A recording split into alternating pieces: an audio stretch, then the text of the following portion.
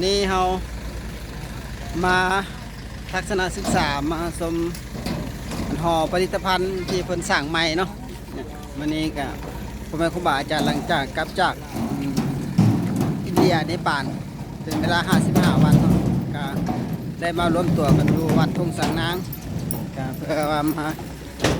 รายงานตัวพ่อแม่ครูบาอาจารย์พระผู้ใหญ่เนาะแล้วก็มื้อนี้ก็เป็นมื้อที่3เรามาทัศนศึกษามาชมหอผลิตภัณฑ์ใหม่หลังใหม่ที่เพิ่นกำลังสร้างขึ้นใหม่แล้วเพิ่นเปิดให้เข้าชมเนาะมันนี่กับครูบาอาจารย์ก็ได้มาเนาะเดี๋ยวจะพาไปเบิ่งภาพบรรยากาศเด้ออันนี้เป็นหอผลิตภัณฑ์หลังใหม่เดี๋ยวสถานที่ก็ประมาณนี้ละอันที่กว้างขวางประมาณนี้ละ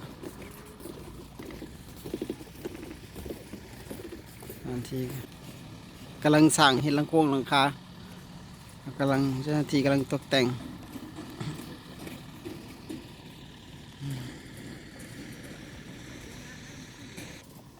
เดี๋ยวเขาจะเข้าไปทางในเนาะเข้าไปเบิ้งชมบรรยากาศภาพทางในอีกทีหนึ่งเนาะ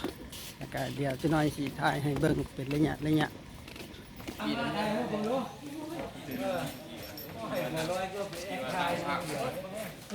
ยาลุ่มมาอยู่วะ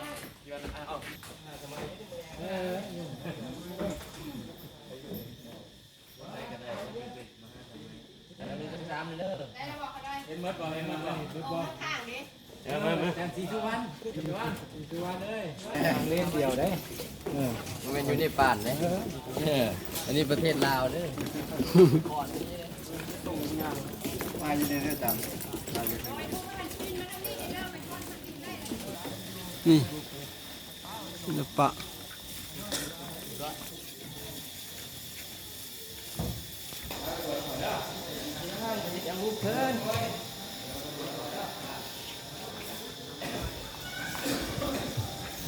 ศิลปะงาม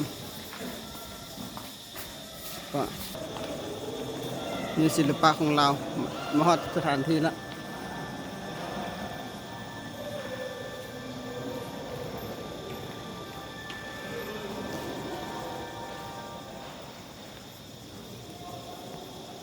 มาสถานที่แล้ว